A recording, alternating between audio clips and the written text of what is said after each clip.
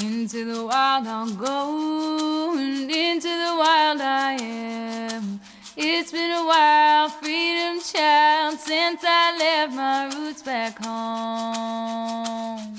Into the wild I'll go, and into the wild I am. It's been a while, freedom child, since I left my roots back home. Welcome to the Freebirth Society podcast. This is a radical space for women who are ready to celebrate their autonomous choices in birth, motherhood, and beyond. Together, we'll learn about wild birth through personal narrative, we'll explore the politics of birth, and we'll analyze everything that relates to our lives as women from a feminist perspective. Here's your host, Emily Saldea. It's been a while, freedom child, since I left my roots back home.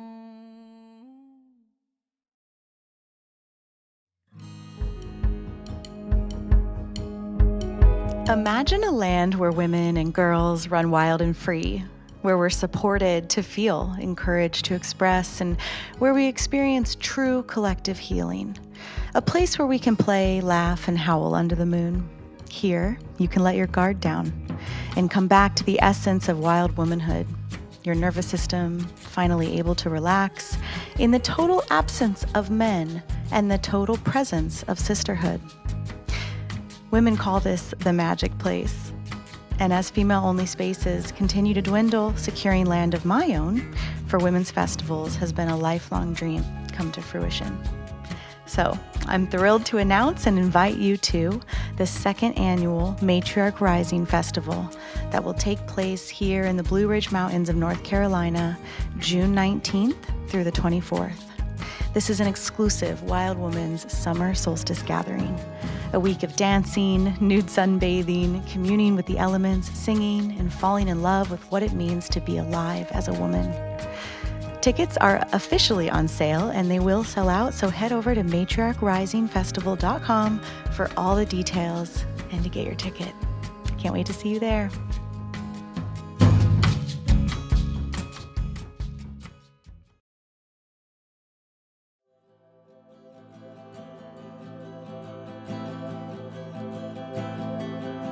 After a fiery and fast initiation into motherhood, Christine dove into everything birth and enrolls in the first round of the Radical Birth Keeper School. Today, she tells us her story of a lifetime of manifesting her motherhood, practicing living in trust, and having the peaceful, casual Friday afternoon free birth with her second son that was everything she wanted.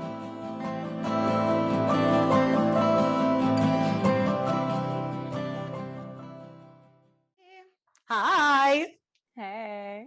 I feel like this is a long time coming in some respects.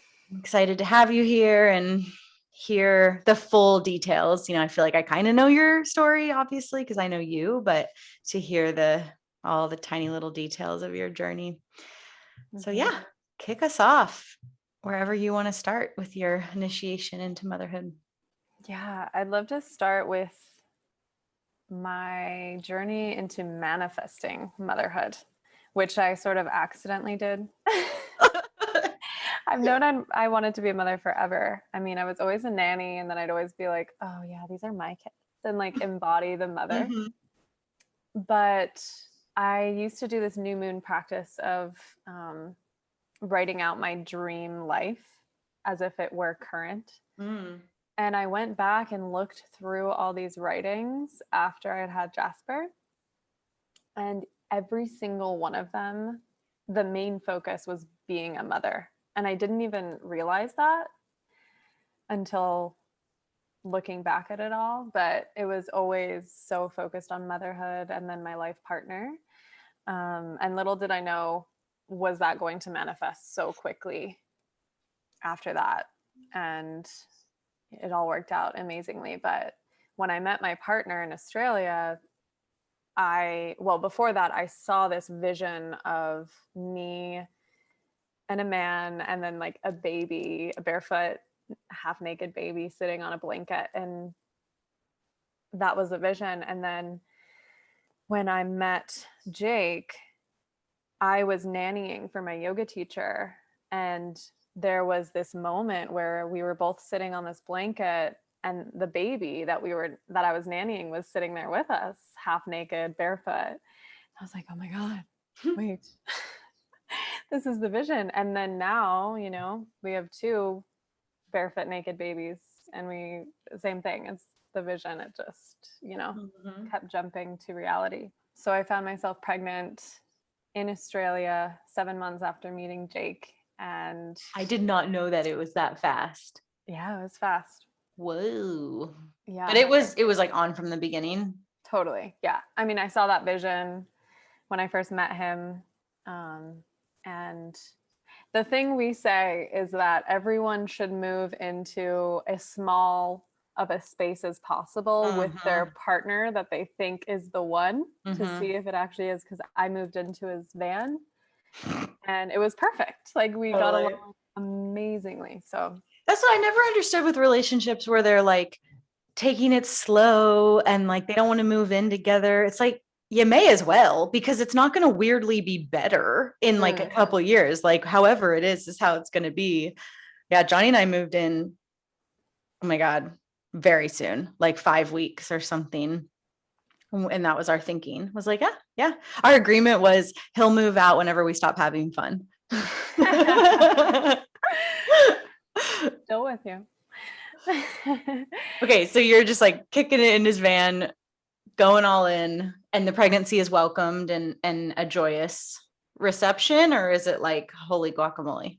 So the week before we conceived, which we didn't know it was that soon until hindsight, but the week before we conceived, we were walking on the beach and I was scarcely tracking my cycle, and it wasn't very, responsible if we really didn't care, but clearly but looking back, we had this very important conversation a week before conception where we said, like, if the universe wants us to have a baby, it doesn't matter if I'm on birth control or not.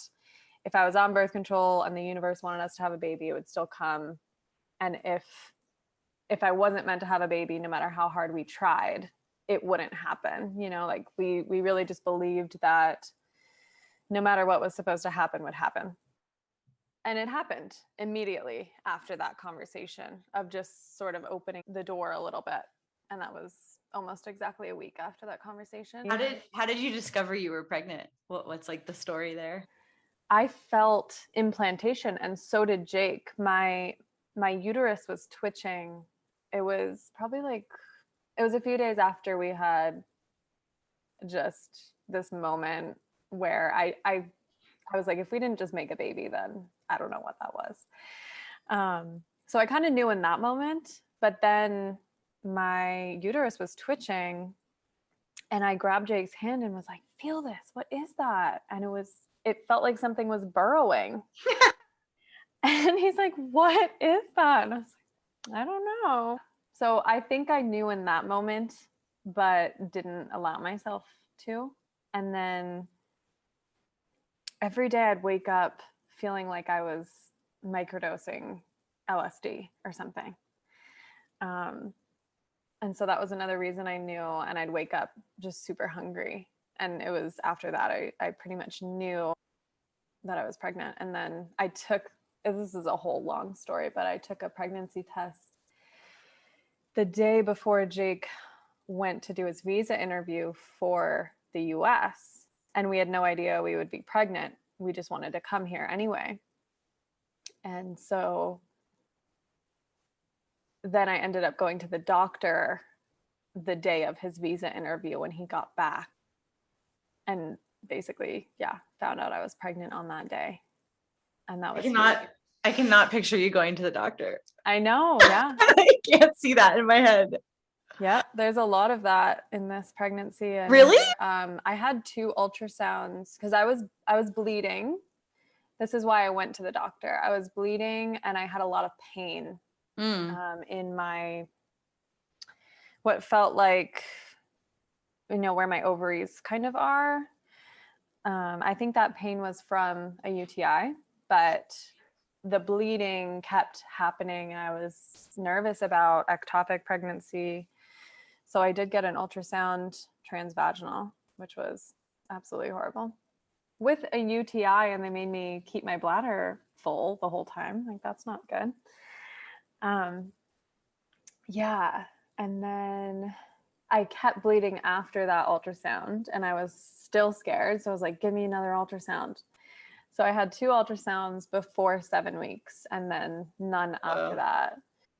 Yeah, but I was seeing this random general practitioner in Australia, because I didn't obviously have a doctor there, and we were about to leave the country, so I wasn't gonna try and establish something with someone else. I had all the symptoms of anemia, textbook symptoms of anemia, which I didn't really realize. And I had been vegan for 3 years before getting pregnant.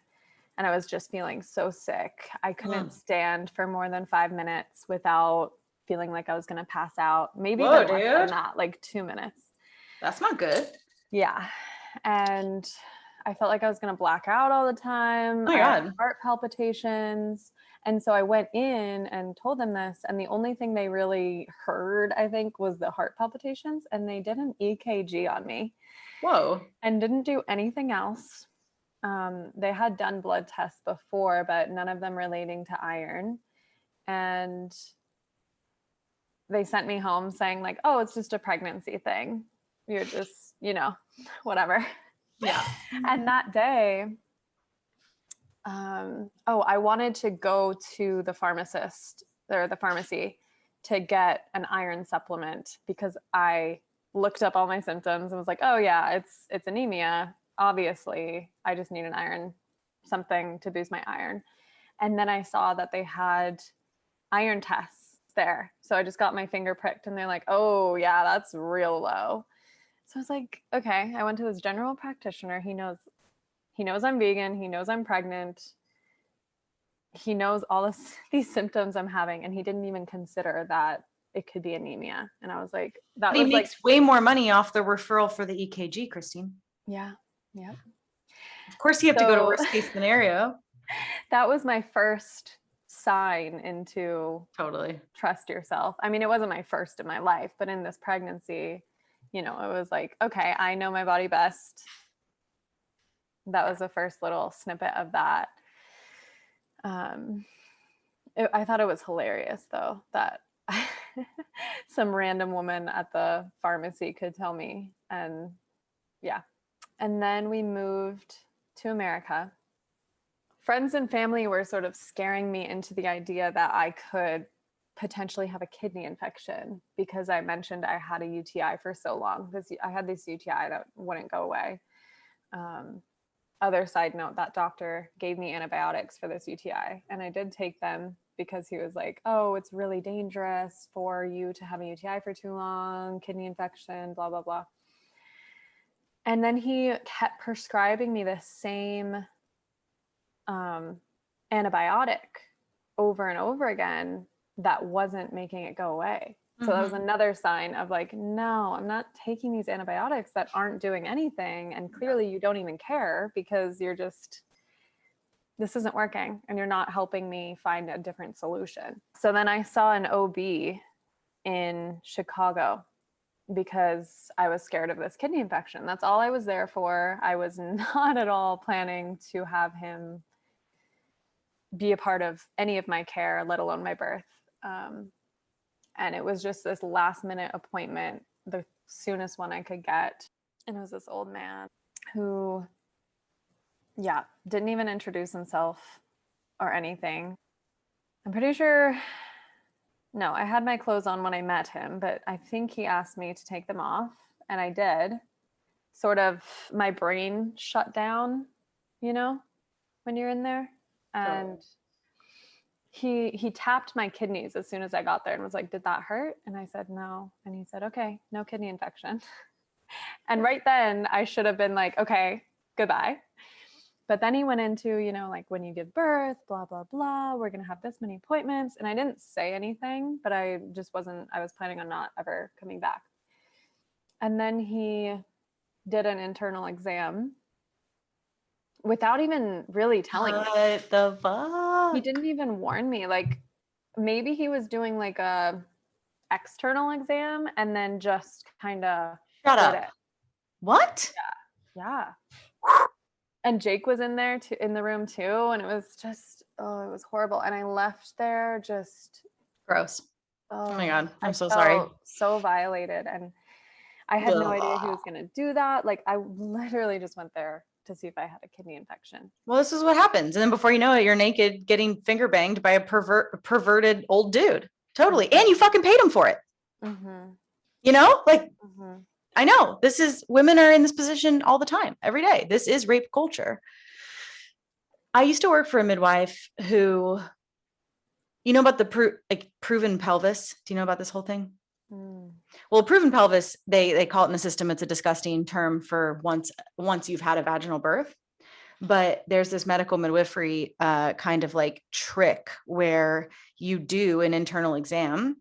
And there's a whole certain handshake to how you do it and how you rotate your hand. It's very disgusting. And you do it to tell the woman how much space there is so the midwife I used to work for had this like thing where she would do this like extravagant internal exam at some point in the pregnancy and then be like, you're so wide you could birth a horse.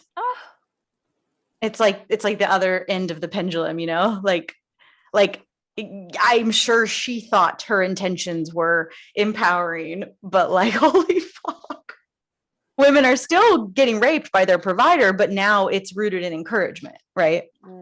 Yeah, like the whole internal exam for prenatal care is so beyond, because there's literally no purpose other than to finger a woman. Like there's no actual, it's proving nothing, it's doing nothing, and everyone fucking knows it. Ugh. Okay, so you have like a weird beginning. So yeah, and then I ended up seeing a home birth midwife in Chicago because I didn't know if we'd be moving or not, and that was sort of whatever. And then we moved to Colorado. So then I found this midwife who I thought was just like Ina May Gaskin, which, you know, I wouldn't hire her either, but right, she probably was. So she said she had been catching babies since 72, and I'm like, oh yeah, that's grounds enough for me to hire you. And I was 34 weeks when I moved here, so I just hired her because I wanted that security. And side note, like, yeah, Ina May Gaskin's books are the reason why I had a home birth in the first place. Like just the birth stories in them, really. Totally. That's what inspired this podcast. You know, was those stories and being like, we need those stories, but Freebirth ones on a virtual space. Totally. Because those stories are everything. We would all gobble them up, right? Totally. Yeah. So I found her, and there were so many red flags. Oh no. But a classic tale. Yeah. So I went to 38 weeks, and on 38 weeks, quote, on the dot, I went into labor super abruptly, we'll say. You know, I was just boom in labor. And since these licensed midwives want to know exactly, you know, how far apart your contractions are, how long they are, so that they know if they can come or not, I was trying to time them with one of those apps, and they were just all over the place. They were like on top of each other, and they were all of a sudden just so strong. So I was texting her all these things, and she was telling me I was probably in prodromal labor and that I should just rest and all this stuff. I'm in the bathtub like moaning. And this is an hour after I started leaking fluid. And so I've heard from other women who have birthed with this midwife that she really needs to know that you're in labor before she comes. Like, she will not come if you tell her to, unless she really thinks you're in labor. And she even told me, like, do not call me past 9 p.m. unless, you know, you're deeply in labor. Right. Right. It's so gross. Like, what about if you were scared and needed to talk something out? Like, what about the whole point of why you ask a woman to walk with you? Yeah. And now being someone who is supporting women through this, like, those are the things that I want to be a part of, you know? Of course. You foster like a real connection with this woman who you are literally watching bring a baby into this world, and you need to be connected with that woman. And people need things at different times. Sometimes the start of labor is the scariest part, where the woman needs the most reassurance and support. And then once they drop in, they're like totally fine and you're invisible, you know? Yeah. I mean, you just, you know, this whole thing is like trying to put it into a box that works for a business model. And it's bullshit. Yeah. So Jake wasn't even there for the first hour and a half, because I sent him off to get popsicles or something. And so this is when I was texting the midwife, whatever. And then Jake came home, and then I had him call her to come. And by the time she got there, I was already off. I was already gone into the ethers. So I have these little snippets of seeing her like walking around, making the bed and doing all these things. But yeah, his labor felt like just one big contraction. How many hours was it total? I think 4.5. Woo! What? At 38 weeks. So this midwife she said she has never experienced this ever. So she was just blown away. Now, she checked heart tones a few times, and I remember that just being so uncomfortable. And she might have checked me when she got there. I really don't remember. I started throwing up with every single contraction, which I think really accelerated things as well. It was crazy. And yeah. It sounds like an ayahuasca journey. Yeah, it was. I mean, I remember at one point, the whole last hour felt like transition the whole time. I remember the only thing I could relate it to was a psychedelic trip, and being like, okay, the only way out is through. You just have to keep going. Because I tried to lay down in bed and give up. Yeah, that didn't work. Didn't stop. Yeah, and then I was kneeling next to the bed on the floor, and I felt like I had to poop really bad, and was like, I need to go. Like, we need to go to the bathroom. And she was like, no, that's probably the baby's head. I think she said, like, let's get you on the bed and check you. And I felt like I was pushing a little bit, and I felt comfortable there. Like, I was kneeling on the ground, leaning against the bed, about to push, and just, I don't remember transitioning to the bed, but I know it happened, obviously. But they transitioned me, her and Jake somehow like transitioned me to the bed, lying down, knees to chest. And she did the cervical lip, you know. Let me just move this little piece of cervix out of the way for you. And then it's like, okay, you can push now. And I did have to push. And so she was sitting at my vaginal opening. I was lying back looking up at her, basically.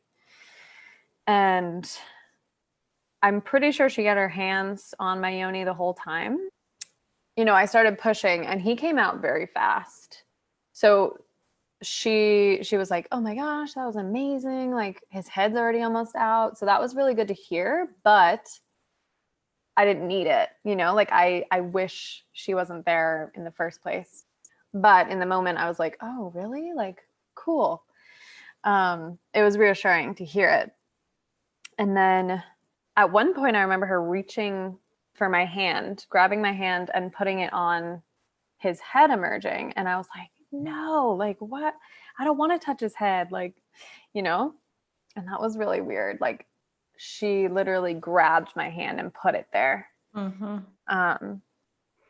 And I know from my second birth, like, I had my hand there the whole time, but just her grabbing it and putting it there, I was like, okay.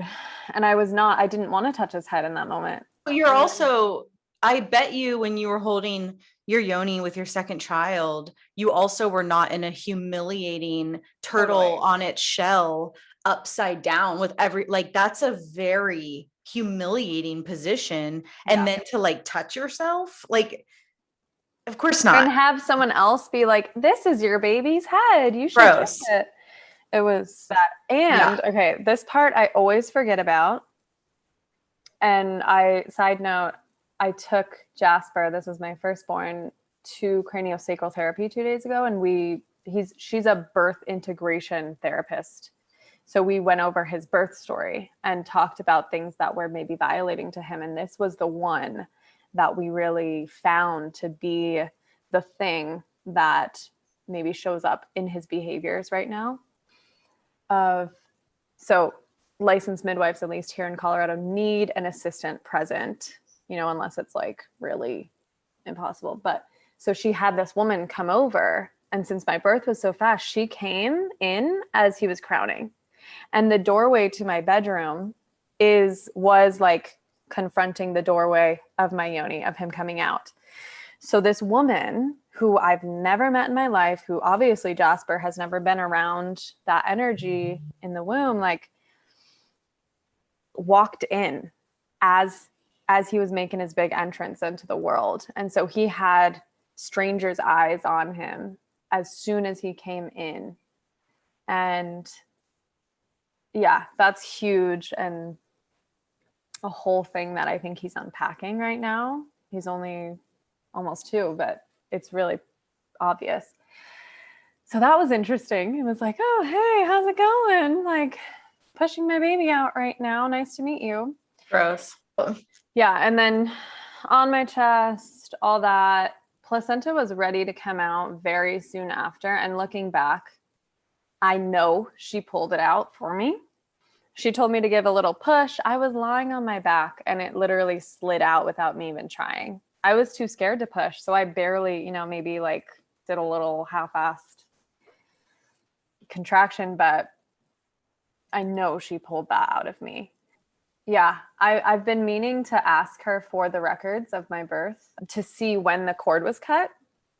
It was way too early. And that's the most triggering part of my story for me was that moment of her handing Jake the scissors and being like, here, cut the cord. And then I remember just looking up at them, like feeling helpless, like, wait, what? And that was something I never talked with her about before and didn't, but it shouldn't have been, here, Jake, cut the cord. It should have been, are we ready to cut the cord? And I probably would have said no. But yeah, I wish I had more time with them connected, and then also more time with the placenta, because we sent that off to get encapsulated that night. Whoa. So that was out of the house that night, which I would never, ever do or do to another woman, So that's pretty much his birth. How long after his birth does it take you to start critiquing this? And like working all that out? Probably a couple of months, because after his birth, I was so on fire. Just like, even though that birth was sabotaged by a midwife, in a lot of ways, it was so like, I found my power after it, because birth is that way, and motherhood and coming into yourself. It was really amazing. And that's when I opened the doors to birth work and had signed up for a doula training. And then the Radical Birthkeeper School came out, and I'm like, skirt, that way. Yeah, I'm pretty sure it was listening to your podcast and hearing other women's stories and hearing the same stories as what happened and being like, oh, wait, I didn't like that. And no, like that didn't feel good. And no, like what effect did that have on my baby? And all these things. And I remember unpacking it. And I've heard this story on the podcast too, from some woman, of bringing this to my partner and being like, this wasn't right. And then being like, no, it was perfect. Like, how can you even say that? And it took him a very short time to be on the same page with me, just a little bit of, me explaining things and him being like, oh, wait, wow. Yeah, that is so true. And it was all very rapid after his birth. And yeah, then just totally dove into all of it, just so fast and so deep, sort of like how Jasper was born. And that was his story. Like, their personalities really show in their births, and it's really beautiful to see that. So you take the school. You start questioning things, you get on the same page with your guy. And then how old is Jasper when you get pregnant again? He was 7 or 8 months. And that was during the school. And it was also right before my first birth attendance. So I remember attending this woman, like just hanging around this woman who was really in the portal of birth for a week or two and feeling so tripped out and being like, whoa, I really feel her psychedelic birth energy. And then realizing that that was my conception energy. So that's fun. Yeah, we conceived our second child, Sequoia, on the Lionsgate portal 8/8 in 2020. And that was an accidental manifestation, accidental conscious conception. We were like, oh, let's just have another baby now. Wouldn't it be easier? Like, let's just do it. And then 2 days later, we're like, wait, no, that's a really bad idea. We shouldn't do that. And I was already pregnant. No take backs. Be careful what you wish for. I love that one of the thoughts was, wouldn't it be easier? Yeah. I mean, we were planning to like move to Australia. So we're like, let's just have another baby here and then we can move to Australia. After that one's born. And yeah, so this was also right after I met the teacher that you introduced me to here in Colorado. So I was like, oh my God, I have a traditional midwife here. And from the beginning, I had no idea if I would, what I would utilize her for in that regard of my own pregnancy and birth. Up until the day I gave birth, I had no idea. But I always envisioned myself having a free birth. So I knew pretty much, but I was like, but wait, I have the most amazing midwife here who I feel so safe and trusted with. Don't all women want this? And like, I could utilize that. And it's just the option of having her that made me feel so held. So why, when it came down to the day, was there much like assessment, or was it just an obvious no? Like, why didn't you want her there? Yeah, it was obvious. I was just like, yeah, I'm doing this. Like, I just feel comfortable here with Jake alone. And I didn't want another energy in this space. We had Jasper like leave the space. Yeah, because he was so little. Yeah, he was not even 1.5 yet. 16, 17 months. Wow. And it was his nap time. I gave birth right after his nap would have ended and he hadn't napped. So it was just not really doable to the point of Jake being able to support me in the way that I wanted him to. And I would have rather had him leave and less people there than having someone else come in. Yeah. And then Jake would be able to support me, but then there's all the chaos, Yeah. So his pregnancy was fun. I was just pregnant and that was it. And I did absolutely nothing. The only thing I did with this traditional midwife was like, I'd be like, oh, is this the head? And she'd be like, yeah, that's totally the head. And this is a femur. And here's all this. And she heard the heartbeat once on the fetoscope, but every time I went to like put them on, it kind of went away. So I didn't even really feel called to hear the heartbeat or anything. And the biggest part of that pregnancy was the prenatal circle that I started. And I started that before I was even pregnant and before I knew that I was going to be pregnant. So it was just a little surprise that I got the benefits of my own circle, but that was really fun. And now we have a group of women who are still connected after we've all had our babies too. Since I gave birth to Jasper at 38 weeks exactly, for some reason I set my mental due date as 37 weeks. So then I got to 37 weeks and I'm like, okay, I'm ready. Like, where's my baby? And I gave birth to him at 39. I went into labor at 39 almost. And So those last 2 weeks really felt like I was overdue. Women will roll their eyes at me who have gone to 42 or 3, but it really felt like that. And well, it proves that it's all rooted in expectation. Totally. If you've set an expectation for 37, 39 feels really late. That's hilarious. I mean, but it proves the point. It's absurd that people feel like, oh, you know, yeah, like over it before their baby's born. Really? I mean, I'm not saying I don't have compassion for it. It's hard. I get it, but so much of it is rooted in thinking it should already be done. I mean, that's all it is. Exactly. I mean, I guess it could also be like physical comfort, physical discomfort, like but really at its core. And I get it. We're all programmed to this weird due date concept that we all know also is a scam, and yet people still use the word. It's very strange. Yeah. So I was in a lot of discomfort with Jasper and Sequoia the last week and a half to 2 weeks.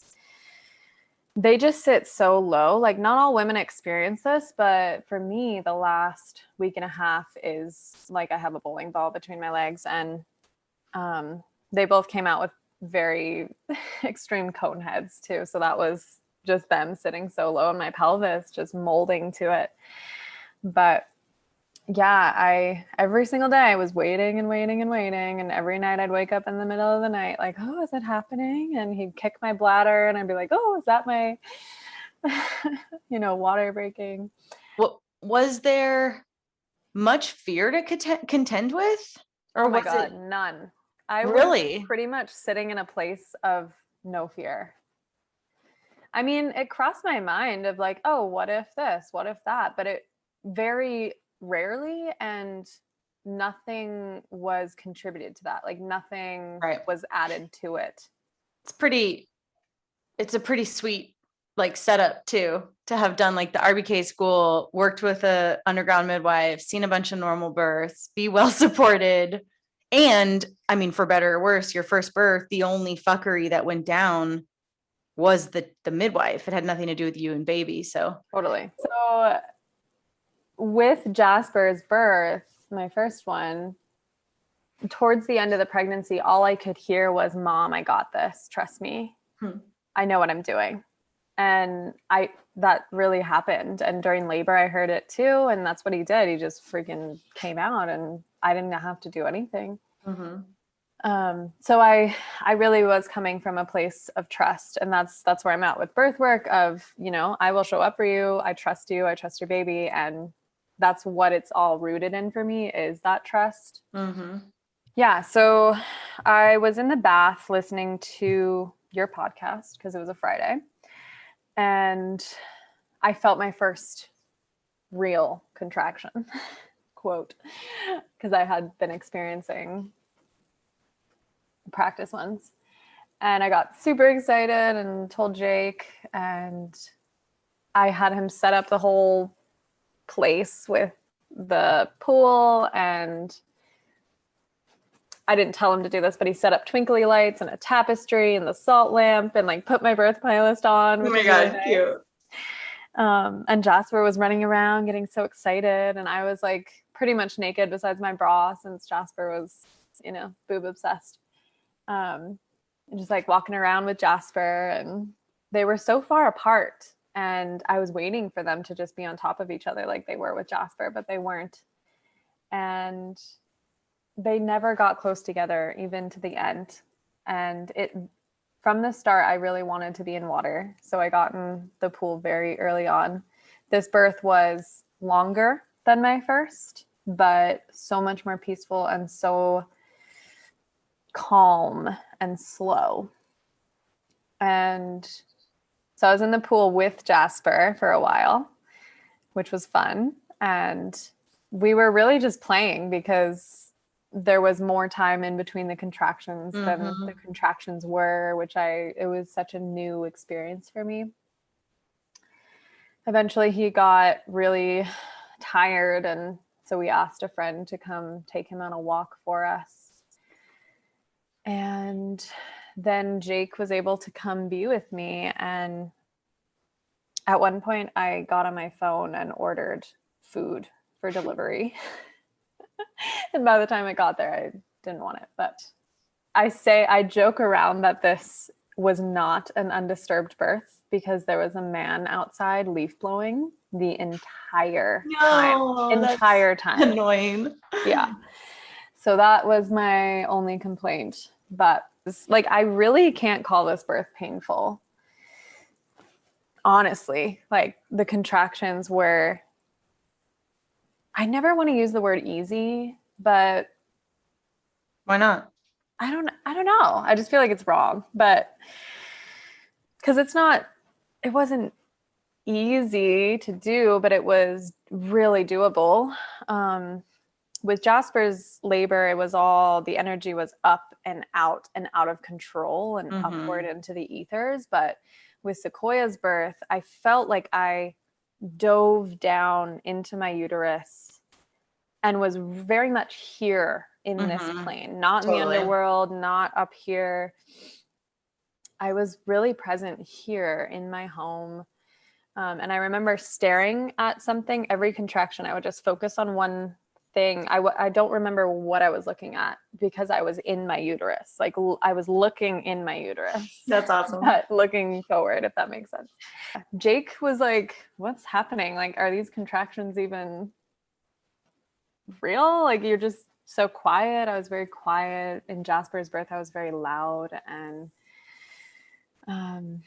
yeah, I remember there was one contraction where I could feel like I was going to throw up on the next contraction. Like I knew that was going to happen. So then I shifted myself and got into a position where I could throw up, and I was in the pool the whole time for like 6 hours. And that next contraction, I did throw up. And once again, I expected to throw up for an hour straight because that was what happened with my first. But during this one, I didn't. I just threw up that one time. And then the next contraction was really big and intense. And I reached inside of me after that to see if I could feel his head. And I couldn't. And I was like, oh my God, like I'm not even close. I thought because I threw up, like he'd be here soon. Totally. And then the next contraction came and his head dropped down and was crowning immediately. Like I didn't even try. He just dropped down on his own, you know, found his way and was emerging. And I said like, oh my God, the baby's here, baby's here. And Jake ran over and turned the camera on and then ran back.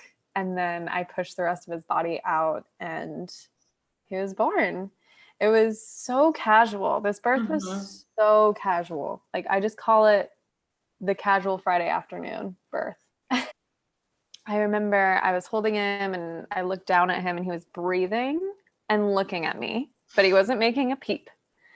I was like, He's like, what's up, Mom? You did good.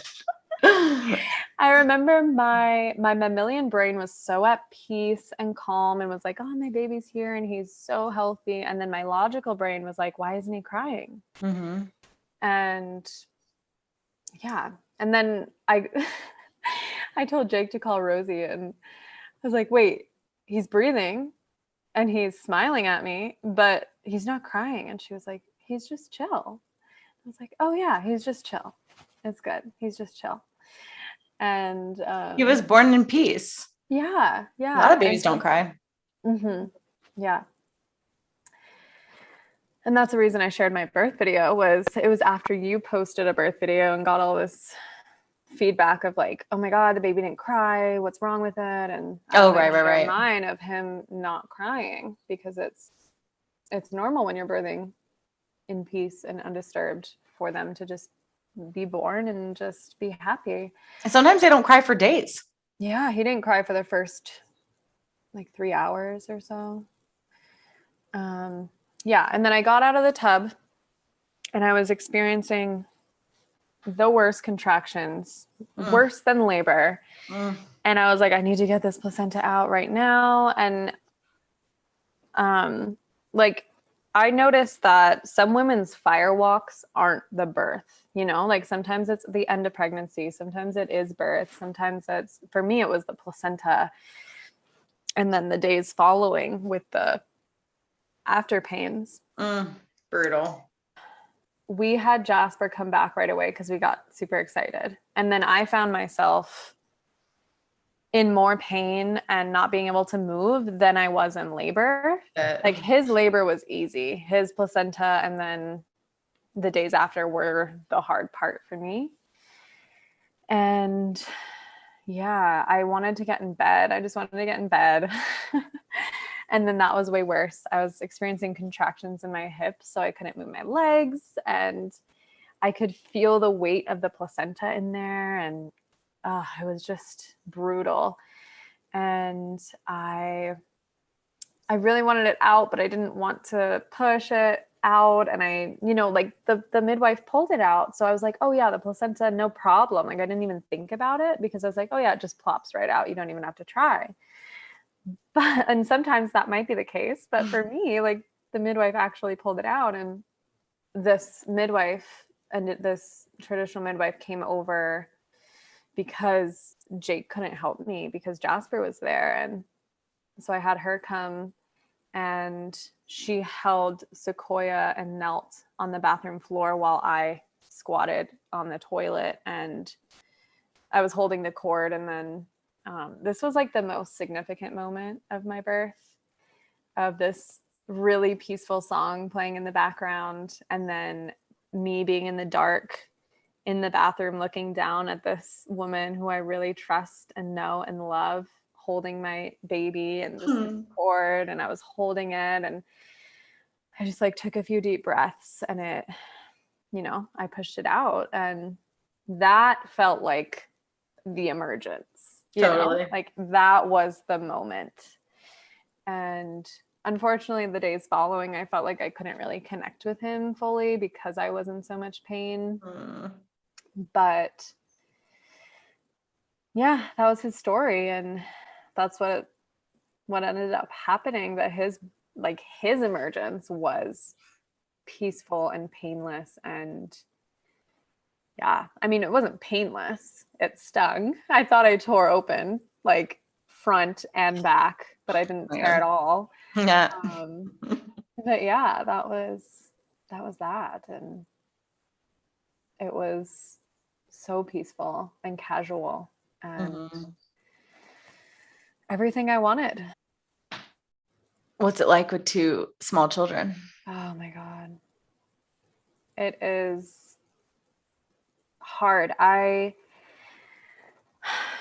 look back on having just Jasper and laughing at myself for thinking that was hard. I would do anything to be able to experience that ease, of just having one. So yeah, it's really hard. Dang.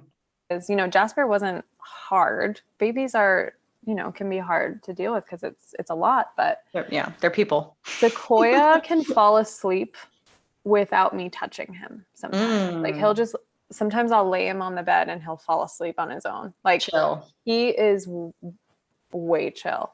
Nice. So that really helps. And yeah, he sleeps really well at night, and I got very lucky to have him come through after Jasper. How haggard and overwhelmed do you feel, if any, with 2 littles? Like, do you feel like you have your self back, or do you still feel pretty open and blah? Yeah, really roller coasters. I'm starting to feel more grounded now, 4 months later. But for a while, I felt very, very up and down and mostly out of control and just so overwhelmed. Yeah, I bet. On top of, I get this burst of motivated, inspired energy postpartum around 2 months. And then I want to do all these things, and I try, and then I get really burnt out right away. So I did that a little bit. And then I took a step back and was like, okay, all you need to do right now is take care of your children and yourself. Just chill out and do that. Focus on that. Totally. So that's what I am doing now. Awesome. Yeah. Well, how can people find you if they're in Colorado or if they want to follow you, learn more about what you're up to? Yeah, my Instagram is at Blooming Womb, and my website is also bloomingwomb.com. So, yeah. Awesome. Anything else you want to add before we close? Everything I do, motherhood, birth work, just living my life, is in trust. And that's all it takes, is trust in yourself and trust in your baby and your body and other women too, you know, like surrounding yourself with other women and seeing it all. So, yeah. I love the image of her in the bathroom with you. I can really see it in my head. It's beautiful. That would be a really like sweet painting, huh? Mm-hmm. Yeah. And the way she was just like, I don't know if her eyes were closed, but she was just fully holding space, like 100% holding space. And she wasn't there, you know, like looking at my baby and being like, oh my God, I love holding this baby. It was literally just breathing. She was just breathing. Totally. And it was everything that I needed. Awesome. Yeah. Love it. Thanks for having me on. Yeah, thank you. It's nice to hear it. And in completion, I feel like I was there. It's beautiful. I can totally see it in my head. Yeah. Awesome. Thank you. And that's it for today, my sisters. Check out everything we do, including one-on-one and group coaching, learn about our private membership, in-person retreats, and more on freebirthsociety.com. Our online courses are on freebirthsocietycourses.com, including our flagship course, The Complete Guide to Free Birth. Don't miss the Radical Birthkeeper School if you're ready to become the authentic midwife that women are searching for. Together we rise, and the revolution starts inside each of us. I'll leave you with our Free Birth Society theme song, Wild Woman by Aruba Red. I honor you for the wisdom you held, the ancient traditions of plant medicine and womb magic. I feel the spirit of the ancestors as I place my hands upon my belly. This sacred portal will be honored. Eons upon light beams of survival, withstanding the eradication of our power by design. I will not allow the separation of our young to be forced upon me. My sisters will no longer birth in captivity. The picket line redefined from burning our wild women to paralyzing us and drugging our babes. Strapped down in a clinical white bed, drying up the milk from our breasts. Keep your needles. My family will never again be doomed to chase those dragons or your poison. We reject your fear. We choose love. Everything with intention. Death, ascension. I will fly and bring her back from the stars. Conscious conception.